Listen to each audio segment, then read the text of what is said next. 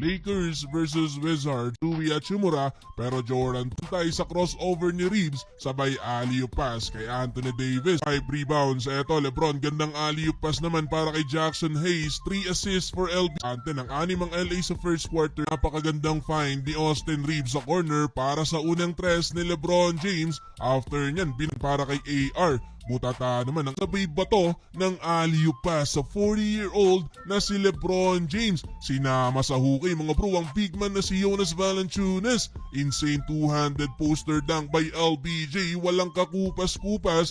Di pa makapaniwala sa nakita etong si Bronny James. Hawak ulo na lang si Bronny. Sa third quarter, kontrolado pa din ng Lakers ang laban kung saan sinimulan ni AD at LeBron ang opensa ng LA. Under 9 minutes pa lang ng quarter, magbe-20 na mga bro ang lamang ng Lakers. May 20 puntos pass para kay Rui Hachimura. At dahil malakanyang triple-double mga bro sa uli, panalo pa din ng LA Lakers.